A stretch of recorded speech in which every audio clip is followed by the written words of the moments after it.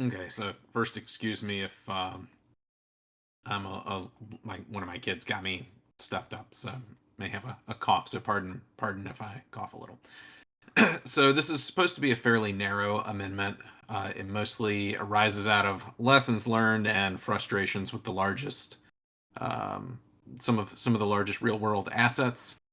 There's a lot of cleanup to do for the pre-arranger assets as well, but they seem to be running their course naturally by just dying off.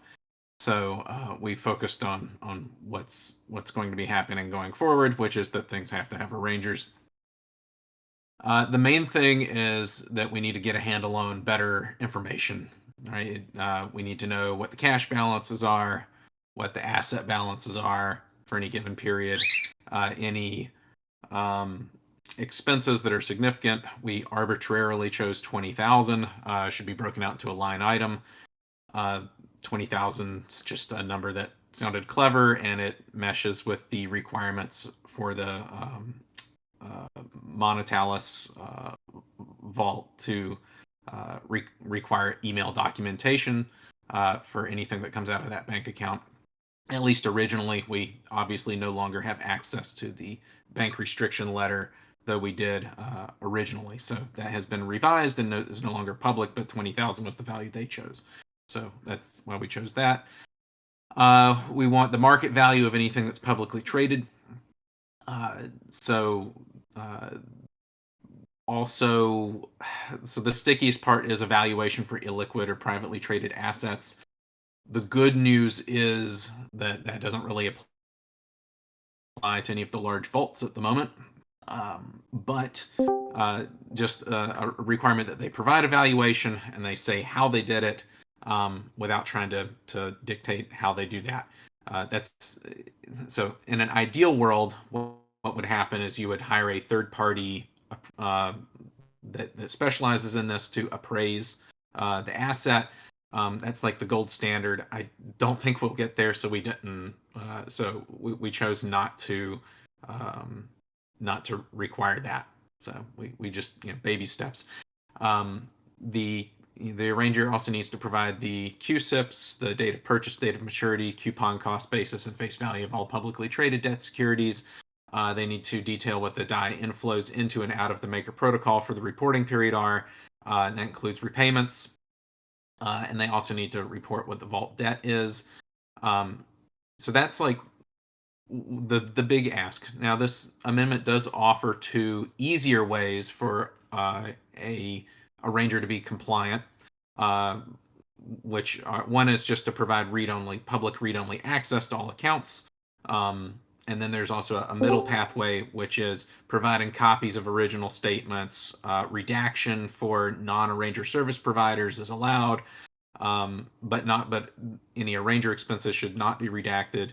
And obviously, the major flows for the assets should be included.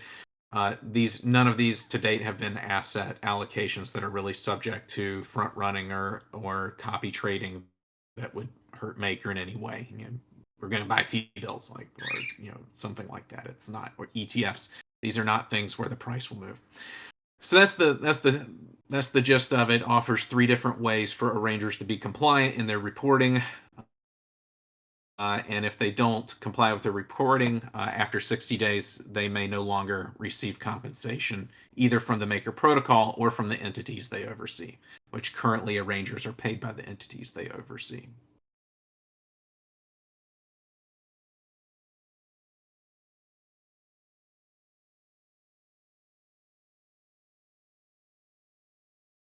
So they should put this on the forum, which is what they probably, you know. So good question, Blue. So in theory, arrangers are not allowed to do this now, but I mean, if I'm being completely frank, this is just a big recipe for fraud risk already.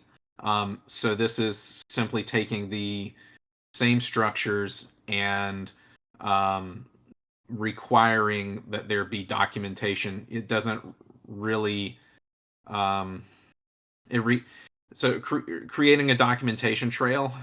It doesn't necessarily catch fraud before it occurs, but it does alert you when it happens, or just misallocation, right? So it looks a lot like there's been significant cash drag in the JAT2, James Asset 2 Trust, right? The one that buys T-bills out of Clydesdale. Remember, Clydesdale is two different trusts. One is $500 million worth of ETFs that are included by T-bills. Um, and and then the remainder of the vault is directly holding T-bills. And so what we've seen from the pardon, I have a pet bird who's, I think, very hungry or something. I don't know. You'll have to excuse him in the background. Um, so from the spotty reporting we've had, inconsistent reporting we've had so far, it appears that there was around $75 million worth of cash that was idle for all but a couple days of July, for instance. This lowers the yield if things are not invested. This isn't necessarily malfeasance, but it does suggest that optimization is not great. The 125 million of principal that was recently returned probably came from two sets of T-bills that matured 3 and 4 weeks ago. Again, so that would have been idle cash sitting there. Just getting more information on what the actual yield is, which can be reduced by expenses, cash drag, and other things. So it's not just to catch fraud, right? I mean, it's just a matter of trying to understand. I don't know how many of you have looked in the governance channel today. My back and forth with Seb, the steakhouse doesn't seem particularly concerned, unfortunately, that we don't know what the actual yield on a lot of these investments have been. And this is not just the pick on Clydesdale. You can look at the HVB trust, right? This is one that we just talked about, right? It returns $60,000 on chain, right? In theory, there's more in the trust, but it's been blocked because they couldn't. They needed to onboard I think a new broker or exchange agent or something like that to turn the dollars back into DAI and return it on chain. But these are not great yields, quite frankly, and we don't know that until we have this information, right? I mean, the fact that Clydesdale appears to have, as far as on-chain returns, a lifetime yield of like 1.8%. That's not good, right? 3.4% is kind of the bull case if you're looking at Steakhouse's Dune dashboard. Good question, Blue. So Steakhouse oftentimes doesn't have this information. So they have had to revise their reporting in the past because they did not have access to some of this information. So a lot of the impetus for this is drawn out of the fact that even Steakhouse, like if they can't see the bank statements, then like who can, right?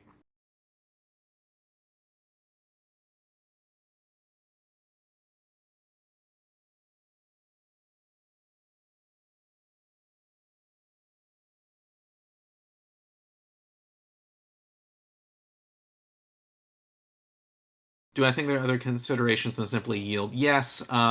So um, yield is easy to measure, though, compared to things like liquidity risk, right?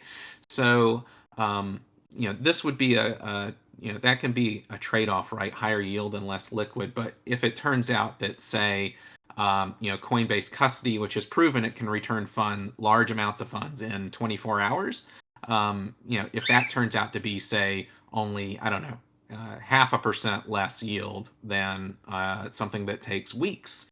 It has not been a quick process and I think understandably so in some ways and not understandably so in other ways.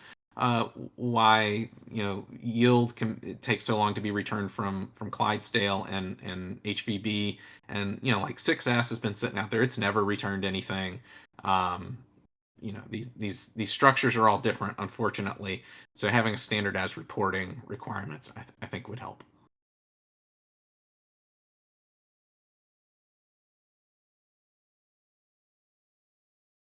How can you make it easiest for stability advisory councils and facilitators to monitor like sharing of information? Um, so I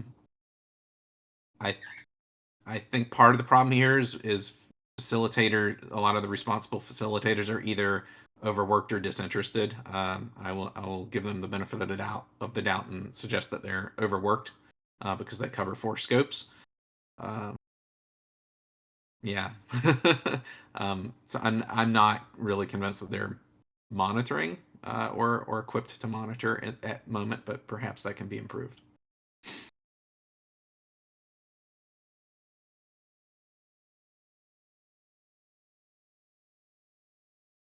So indicators of fraud, blue. Yeah, I would say whenever numbers don't match, that doesn't necessarily indicate fraud, but it does indicate that things need to be investigated more thoroughly.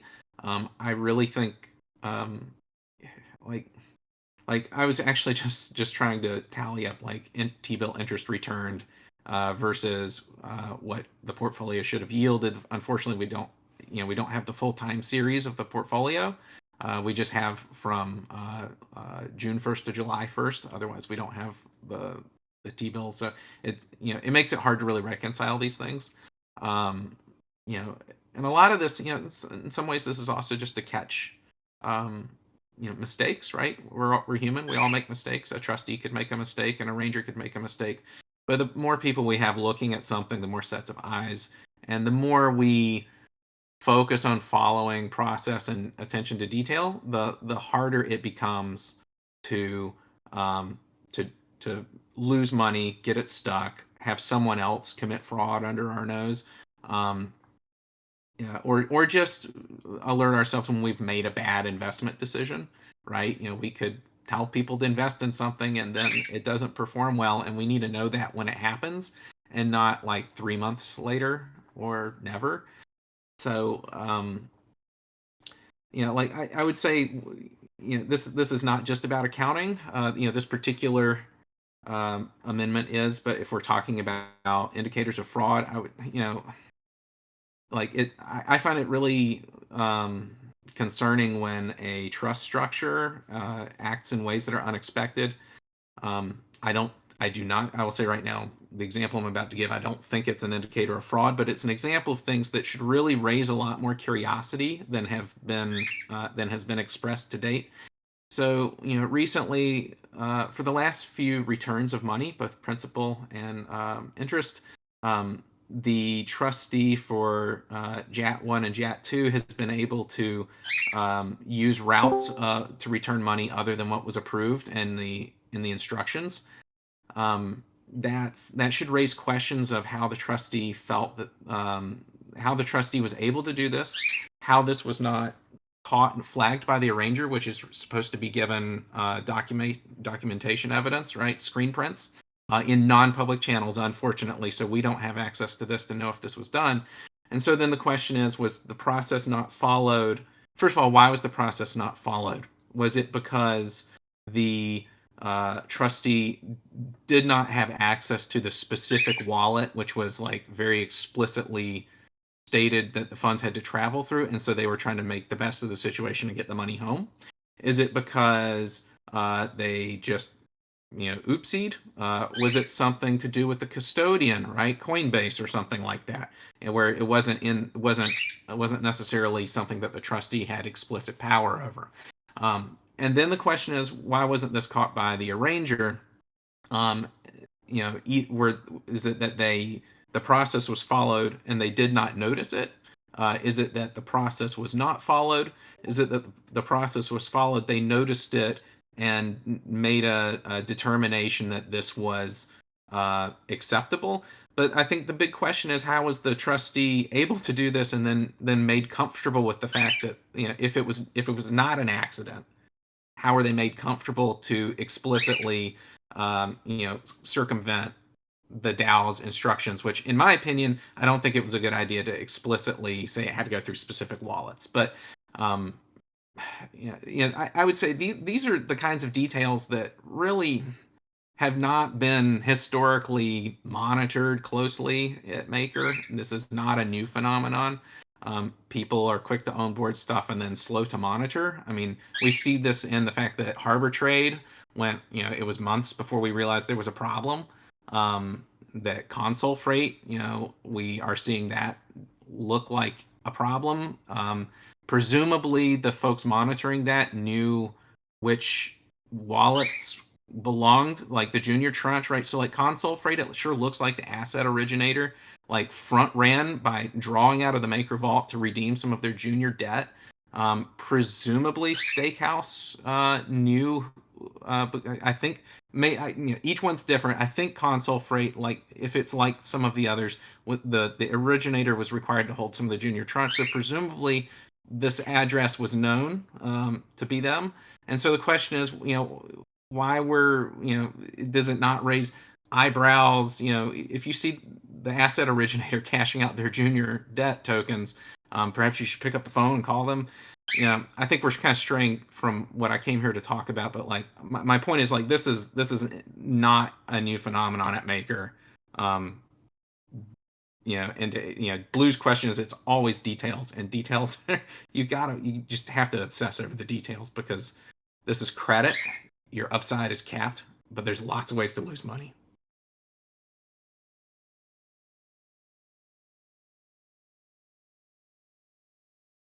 Yes, it would be a good advisory council project. um, if y'all want to throw $50,000 at this to like try to find all the holes in the boat and make a recommendation, we would be happy to GFX would be happy to try that.